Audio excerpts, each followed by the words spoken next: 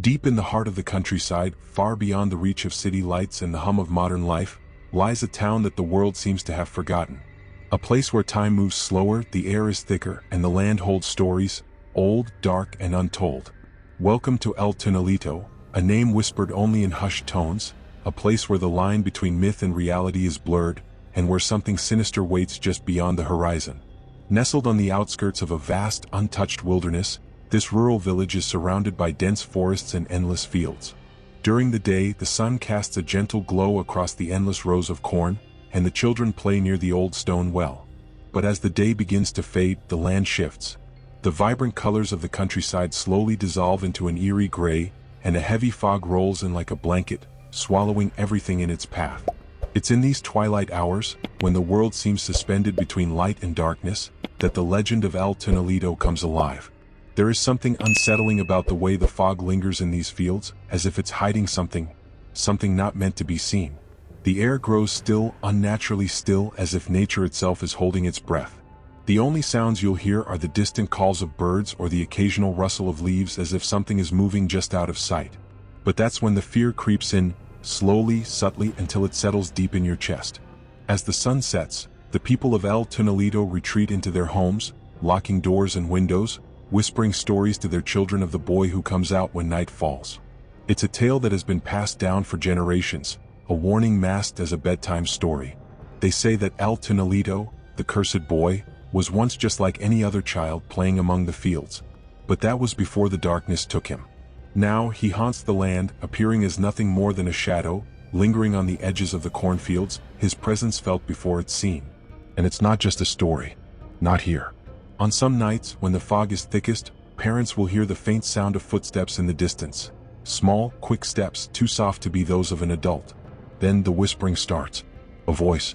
Soft, calling out. Come closer. They say it's a child's voice, though no one knows whose it is. And when they go looking, there's nothing there, only the eerie silence and the shadows that stretch long over the ground. But it's enough. Enough to send chills down your spine and fear into your heart. The children who've wandered too far into the fields have never returned.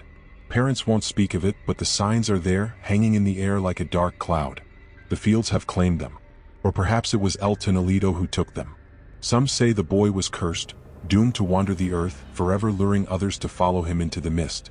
The town's elders, eyes full of sorrow, speak only of El Tunalito in whispers. They'll tell you that if you listen closely, you can hear him calling in the fog. But no one dares venture out after dark. Not anymore. Now, as the fog thickens and night falls, I want you to remember this. What you're about to hear is not just another ghost story. It's something more real. El Tunalito is not just a shadow. He is the darkness itself, and he's waiting for you. If you're interested in hearing the full story and uncovering the chilling truth behind El Tunalito, make sure to hit that like button and subscribe to the channel so you don't miss the next part. But be warned, once you hear what happens next, you may never see the fog the same way again. There are many legends in this world, stories passed down through generations, crafted to send a shiver down your spine. But some stories, they don't stay confined to the realm of fiction. They bleed into reality, lingering in the air like a curse. El Tunalito is one of those stories. A tale of a boy who died too soon, and whose spirit now walks the earth, lost and angry, leaving behind nothing but shadows in his wake. It begins with a tragedy. A boy no more than 10 years old, living in the heart of El Tunalito. He was known by all in the village. A quiet child, always seen playing alone in the fields, running between the rows of corn, or near the old stone well by the edge of the forest. His name, long forgotten, doesn't matter as much as his fate. One evening, as the sun dipped below the horizon and the fog began to creep in, the boy went missing. His family, desperate, searched the fields and the woods for days, calling his name, their voices growing hoarse, but there was no sign of him. The villagers whispered of the darkness that had claimed him, of the deep woods that could swallow a child whole. It wasn't until days later, when the search was all but abandoned, that his body was found, half buried in the soft soil, a twisted look of terror frozen on his face. Some say it was an accident. Others say something darker took place. Something that would bind his soul to this place forever. The legends speak of a curse. They say the boy's restless spirit, fueled by anger and fear, could not pass into the afterlife. Someone had taken him too soon, and he was left with unfinished business. With a heart full of rage and confusion, his soul could never find peace. And so he became El Tunalito. Now the boy's spirit haunts the fields, appearing in the mist, casting shadows that creep across the earth. He doesn't walk like you or I. His form is barely human, shifting in and out of view like a cloud in the wind. At times, it's just a shape, too tall, too thin, a shadow that lingers just at the edge of the trees. But if you're unlucky enough to catch a glimpse of him in the fog, you'll see him. A boy, no more than 10, his eyes hollow, his smile twisted in a way that shouldn't belong to a child. He moves like a whisper, too fast to follow but too slow to escape. And once he's seen, it's already too late. People claim that El Tunalito does not just appear to anyone. He is drawn to the innocent, those with no suspicion of the danger that lingers just beyond their sight. Children, especially, are his victims. They wander too far into the fields, their curious eyes searching for answers in the mist. But when they see him, when they see that shadowy figure, it's always the last thing they'll ever see. The stories tell of children calling out to the figure, thinking it's another child, lost and in need of help. But once they draw near, they disappear, swallowed whole by the earth or the fog as if they were never there at all. Some say the boy's figure can be seen just before the disappearance. A fleeting shadow at the edge of their vision, a small hand reaching out. Others say the boy's figure is only the beginning, a signal that death is close, that once you see him, your fate is sealed. The village is filled with stories like these, stories of children who vanished without a trace, their families never knowing whether their children had been taken by El Tunalito or lost to something even darker. The terror only deepens when you realize El Tunalito is not content with just the living. He is a creature of the night, and when the fog rolls in thickest, when the moon is high, that's when he is strongest, that's when he comes for those who are foolish enough to wander too far. This isn't just a story. It's a warning, a curse that has taken hold of the village. And even though El Tunalito has been gone for years, his presence never truly leaves the land. He waits, he watches, and one day he may find you too. If you're enjoying this tale so far and want to hear the chilling details of what happens next, what El Tunalito truly wants from the living, be sure to hit that like button, subscribe to the channel, and stay tuned. The shadows of the fields are always waiting, and they're watching. I never believed in El Tunalito, at least not until I saw it with my own eyes. Growing up in that small town, I had heard the whispers. Everyone knew the legend, the mysterious boy who haunted the fields, who stole children under the cover of darkness. But I always brushed it off as just another ghost story, a tale mothers told their children to keep them from straying too far from home. I was older now, more skeptical, and stories like that didn't have a place in my world. But there are some things you can never fully explain, and some shadows that linger long after the fog has cleared. It was a quiet evening, the kind where the air hangs heavy with the smell of damp earth, and the distant calls of night birds are the only sound. I was visiting my aunt's farm just outside town, a place I had spent many summers. Her house sat at the edge of a sprawling field, the same one I had run through countless times as a child. The sun had long set and the fog, thick as ever, had begun to roll in. I should have felt safe, familiar with the land, but something felt off. The kind of off that makes the hairs on the back of your neck stand up. I was standing by the porch looking out over the fields when I heard it, something faint, almost inaudible at first. A whisper carried on the wind. At first, I thought it was just the sound of the trees shifting, but as it grew louder, I realized it was a voice, soft like a child's. Come closer. It took me a moment to process what I was hearing. The hairs on my arms prickled. There was no one else around, no other children in the area. The voice, if it even was a voice, sounded so real, so close. My heart raced, but I tried to convince myself it was just the wind, my imagination playing tricks on me. That's when I saw it. In the mist, just beyond the edge of the field, a figure appeared. At first, it was just a shadow, a dark silhouette against the fog. But as I stared, the figure began to take shape. I could make out the small frame of a child, no older than 10, standing motionless in the distance. His face was barely visible, lost in the shadows, but his eyes, those eyes, were wide and hollow, empty as though there was nothing behind them. I froze. My heart thudded in my chest, too loud in my ears. It couldn't be. The stories, the warnings, had I really been foolish enough to dismiss them all these years? My breath caught in my throat as I watched the boy move, or rather, glide toward me. There was no sound, not even a footstep in the soft earth. Just the faintest rustle of the mist as he moved closer. My body urged me to run, to turn and escape, but my legs wouldn't move. I couldn't tear my eyes away from the boy. He was getting closer, his form growing clearer, though something about it was wrong, unnaturally wrong. It was like he wasn't entirely there, like his body didn't quite fit with the world around him. And then, just as suddenly as he had appeared, the figure stopped. I could feel his presence now, cold and heavy, pressing in on me. I wanted to scream, but no sound came out. My pulse hammered in my ears as I struggled to move, to take just one step backward, but I was frozen in place. "Come closer," the voice whispered again, but this time it wasn't from the boy. It came from all around me. From the fog. From the earth itself. I snapped out of my paralysis and bolted. My feet moved before my mind could catch up, and I ran as fast as I could toward the house. But the sound of the boy's voice followed me, carried by the wind. I didn't stop until I was safely inside, breathless, trembling, heart pounding in a way I had never experienced before. That night I didn't sleep. The fear lingered, gnawing at the edges of my mind. Was it a trick of the light? My imagination running wild? No, there was something there. Something that shouldn't have been. I knew deep down that I had seen El Tunalito. He wasn't a myth. He wasn't just a story. He was real. As I lay in the dark, I couldn't help but wonder, who else had seen him? How many others had he taken? And what did he want from us? I had always heard the stories, but I never truly understood. Not until now. I can't explain it, but one thing is certain. The curse of El Tunalito is real, and it's waiting for those who wander too far into the fields. If you want to hear more about the terrifying truth of El Tunalito, and what happened to me after that night, make sure to hit that like button and subscribe. You don't want to miss what comes next. Because I've learned one thing for sure. Once El Tunalito sees you, he doesn't let go. There's a moment in every encounter with the unknown when the world seems to hold its breath. Time stops, the air thickens, and the smallest sound becomes deafening.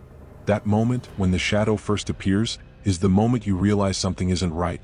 And no matter how hard you try to deny it, you can never unsee it. It was a night just like any other. Fog rolling in from the field, the darkness creeping closer as the last remnants of daylight disappeared. I had just finished dinner at my aunt's farmhouse and decided to step outside for a breath of fresh air. The night was eerily still, with only the faint rustling of the trees breaking the silence. I looked out over the fields, the tall stalks of corn swaying gently in the breeze. There was a strange calmness in the air, but it felt off, too quiet. The kind of quiet that makes you question what's really out there, just beyond the reach of the light. That's when I saw it. At first, it was just a flicker in the corner of my eye, a movement too quick to pin down.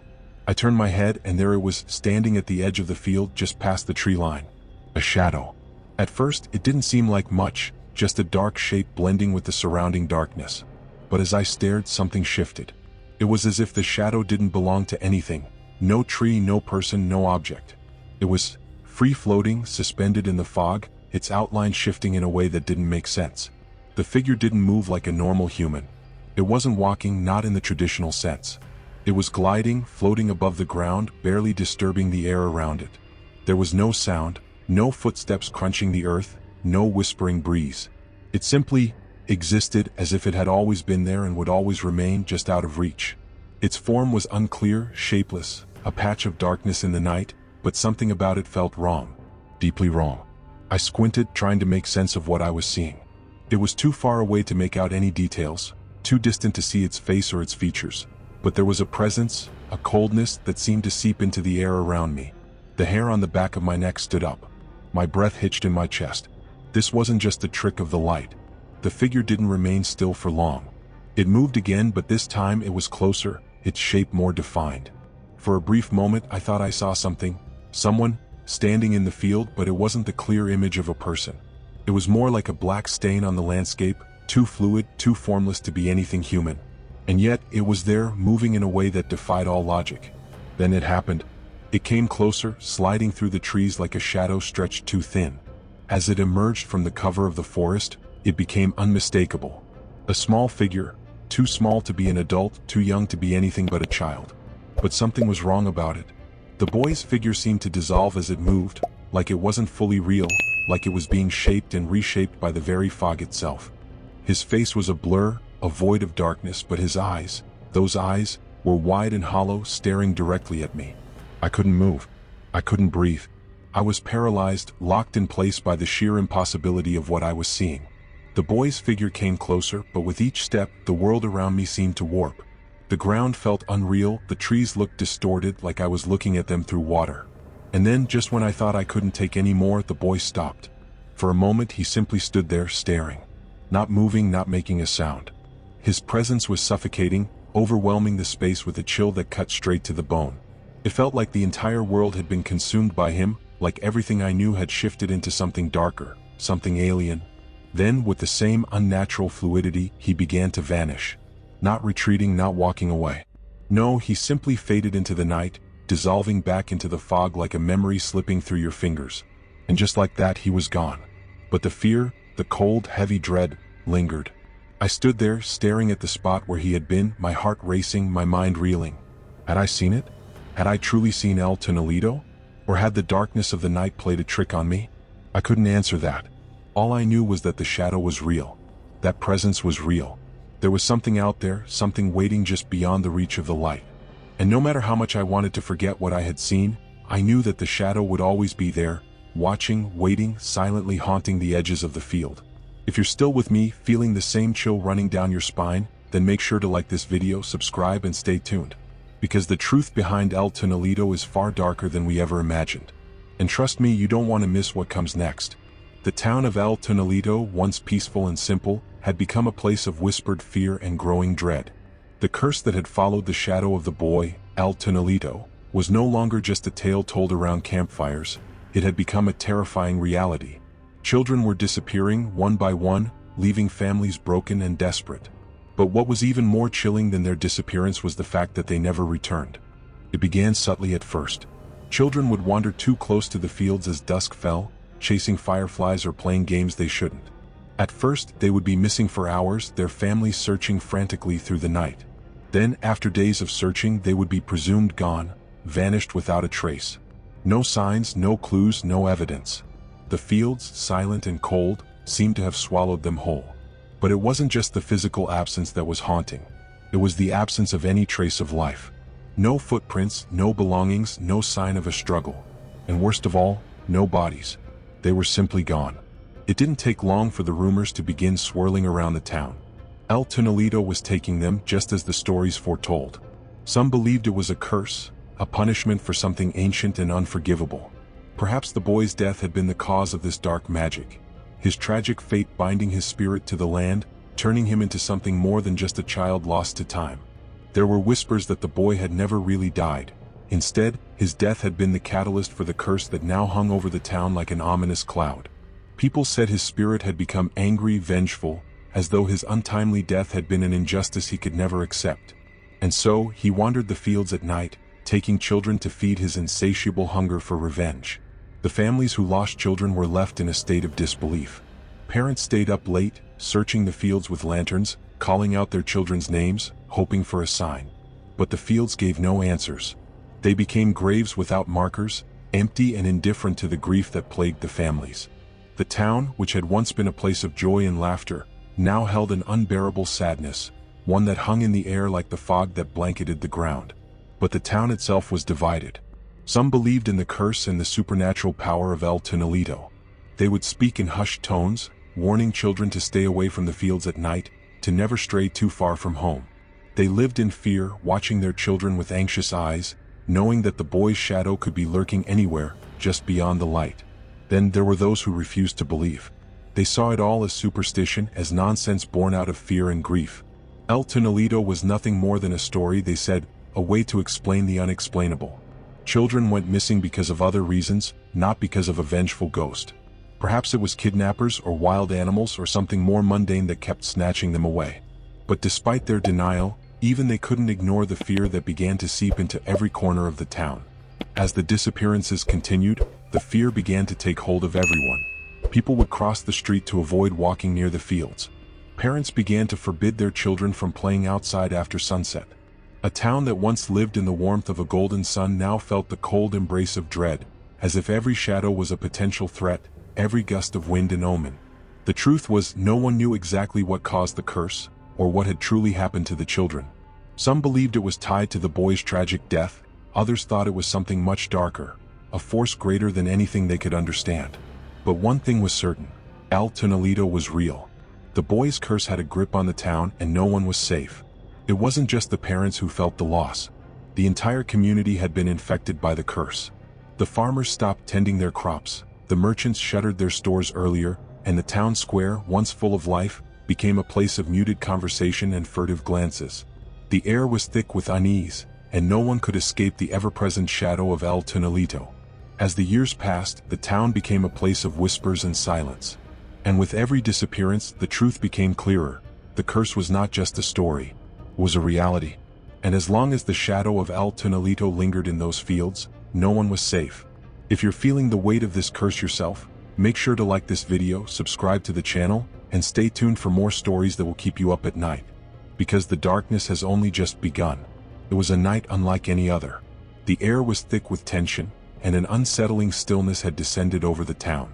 I had heard the stories about El Tunalito my whole life, how the boy's shadow lurked in the fields, waiting for those foolish enough to wander too close. I had dismissed it as superstition, a tale spun to keep children inside. But that night, I found myself in the middle of something far more terrifying than I could have imagined. It all started with a strange compulsion. I had heard the faint whisper of a voice calling my name. It was so soft, so distant, but it felt strangely urgent, like it was coming from the very heart of the field. And for some reason I felt drawn to it. Maybe it was the eerie silence of the night, or maybe it was something deeper, something more primal. I couldn't explain it, but before I knew it, I was standing at the edge of the field, staring into the blackness beyond the trees. I hesitated, my feet rooted to the ground, but the pull to move forward was too strong. As if something inside me had awakened, I crossed the boundary of the field, stepping into the darkened world where only the bravest, or most foolish, dared to tread. The moon was hidden behind thick clouds, and the only sound was the rustling of the wind through the tall grass. As I moved deeper into the field, I couldn't shake the feeling that I was being watched. A cold sensation crawled up my spine, and the hair on the back of my neck stood on end. I stopped, listening intently. It was then that I heard it, a faint sound like the softest giggle, almost childlike in its innocence. But there was no mistaking the malevolent tone behind it, the sort of laughter that sends shivers down your spine, making you question whether you are truly alone. I tried to shake off the feeling, telling myself it was just the wind, the rustling of the leaves. But then, out of the corner of my eye, I saw it. A shadow, moving unnaturally against the darkness of the night, stretching and shifting like a living entity. My heart skipped a beat. It was the silhouette of a boy, El Tunalito, standing just at the edge of my vision, hidden between the trees. I froze, my breath catching in my throat. The shadow was moving, but it wasn't like any figure I had ever seen. It was fluid, a formless shape that seemed to dissolve and reappear with each step. There was no face, no detail, just a dark shape, a presence that seemed to consume the very light around it. My legs went numb, my mind screaming for me to run, but I couldn't move. I couldn't take my eyes off the shadow. The giggle came again, louder this time, as though the shadow was drawing closer, taunting me. My heart raced in my chest, my pulse pounding in my ears. Panic set in. I turned and began to run, the grass brushing against my legs, but the moment I moved, I felt something chase after me. Not physically but emotionally. The weight of El Tunalito's presence pressed against me like an invisible force, pulling me back, making every step feel like a struggle. I heard the faint sound of footsteps behind me, though when I looked over my shoulder, I saw nothing but the empty field. Yet the sensation of being pursued was undeniable. I could almost hear the rustling of the shadow's movement, just behind me, gaining ground. I ran faster, my breath ragged, my legs burning, but it was as though the field itself was alive, refusing to let me escape. The giggling grew louder, turning into a low, sinister laugh that echoed in my ears, wrapping around me like a vine. With every step I took, I could feel the presence closing in, like a weight pushing against me from all directions. The shadow was there, just beyond my reach, as if it were testing my endurance, watching my every move. I could almost hear its voice, faint at first but growing clearer. "You can't escape me." I ran until I could no longer breathe, until my body collapsed under the weight of terror and exhaustion. I didn't dare look back. I couldn't. But the feeling of being followed, of being chased, never left me. It was only when I stumbled out of the field and into the safety of the town's dim lights that I dared to stop. My legs were shaking, my heart still racing, but I knew I had barely escaped with my life. El Tunalito had been right behind me. I could feel it. The laughter, the shadow, the cold presence. It wasn't a tale. It wasn't superstition. It was real.